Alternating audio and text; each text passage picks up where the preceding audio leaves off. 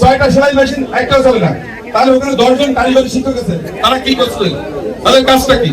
তো আমরা চাই এই জিনিসগুলোকে দূর করতে, আমরা চাই সত্যিকার অর্থে আমাদের সন্তানদেরকে সঠিক শিক্ষাটা দিতে।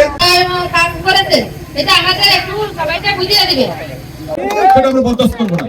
ধন্যবাদ সবাইকে। তারেক রহমানের 31 দফা বাস্তবায়নে বাগেরহাটের মোংলায় বিএনপির উঠান বৈঠক। বিস্তারিত থাকছে বাগেরহাট থেকে AH নাটুর প্রতিবেদনে। বাগেরহাটের মোংলায় বুড়িরডাঙ্গা ইউনিয়নে বিএনপির উদ্যোগে উঠান বৈঠক অনুষ্ঠিত হয়েছে। বৃহস্পতিবার সকালে বিএনপির ভারপ্রাপ্ত চেয়ারম্যান তারেক রহমান ঘোষিত 31 দফা বাস্তবায়নে নারীদের নিয়ে এ উঠান বৈঠক অনুষ্ঠিত হয়। এ সময় উঠান বৈঠকে বাগেরহাট জেলা বিএনপির যুগ্ম আহ্বায়ক লায়ন ডক্টর শেখ ফরিদুল ইসলাম বলেন, মোংলা এলাকার মানুষের মধ্যে অর্ধেক নারী। নারীদের বাদ রেখে সমাজের উন্নয়ন সম্ভব নয়। নারীদের স্বাবলম্বী করতে পারলে এবং তাদের জীবনমানের উন্নয়ন করতে পারলে বাংলাদেশ এগিয়ে যাবে। খুবই সমস্যা, একজন অসুস্থ হলে ডাক্তার এখানে নিয়ে যেতে অনেক সমস্যা।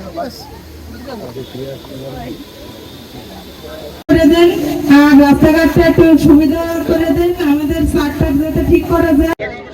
ভাই আমাদের তারা বসে থাকবেন, আপনাদের জন্য একটু টিফিনের ব্যবস্থা। তারেক রহমানের হাতকে শক্তিশালী করতে হলে নারীদের সাথে নিয়ে দেশ গড়ার কাজে ঝাঁপিয়ে পড়তে হবে, যাতে করে সুখী সমৃদ্ধশালী বাংলাদেশ গড়া সম্ভব হয়। এজন্য তিনি উপস্থিত মা ও বোনদের সহযোগিতা কামনা করেন। উঠান বৈঠকে বিভিন্ন শ্রেণী পেশার বিপুল সংখ্যক নারী অংশগ্রহণ করেন। এ সময় মোংলা উপজেলা বিএনপি ও অঙ্গ সংগঠনের নেতাকর্মীরা উপস্থিত ছিলেন।